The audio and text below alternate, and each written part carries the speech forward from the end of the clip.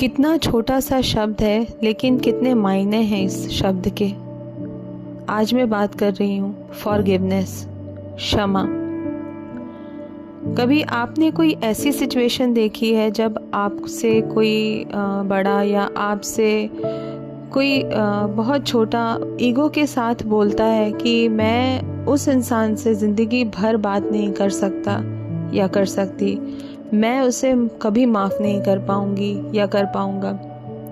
चलो आसानी से समझते हैं। एक सिचुएशन इमेजिन करिए जहाँ पे आपकी वाइफ, आपके दोनों बच्चे, या फिर हम ऐसे बात करें कि एक सीन है जहाँ पे मम्मी पापा और एक बेटा और एक बेटी खड़े हैं और मम्मी बहुत गुस्से में है और मम्मी कहती है कि आज के बाद से आपकी बहन की शक्ल भी नहीं देखूंगी, मर जाऊंगी लेकिन कभी उसे माफ़ नहीं करूंगी और मेरे सामने ना आए वो, क्योंकि वो आएगी तो मेरे मुंह से ज़रूर कुछ ना कुछ उल्टा सीधा निकल जाएगा।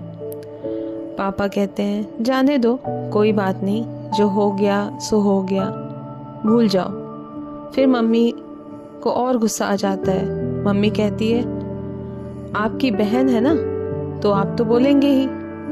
और उसके बाद मम्मी अपने अच्छे अच्छे काम गिनाना स्टार्ट करती है जो कभी उन्होंने अपनी ननद के लिए किया होगा जब वो शादी करके आई होंगी, और अपने पति को हर अपने वो अच्छे काम, सुबह से उठना, खाना बनाने से लेके बच्चों को पालने तक हर एक काम को उन्होंने जुड़वा दिया होगा।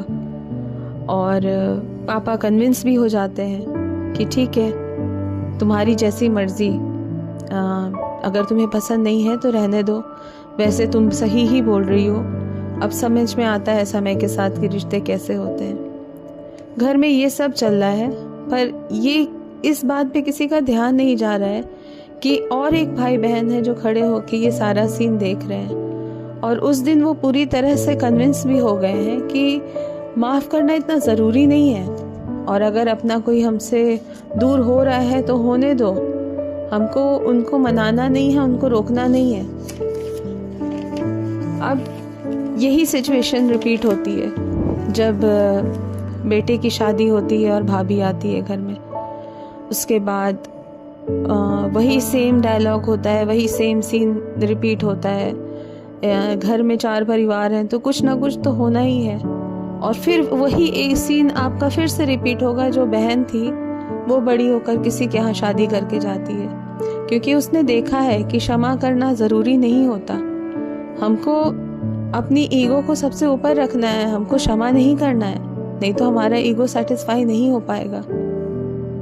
अब आप समझो कि ये कैसी चेन बनेगी और ये कहाँ से शुरू होती है चीज़ और ये कहाँ तक जाती है, और ये चेन कंटिन्यूअस बनती रहती है।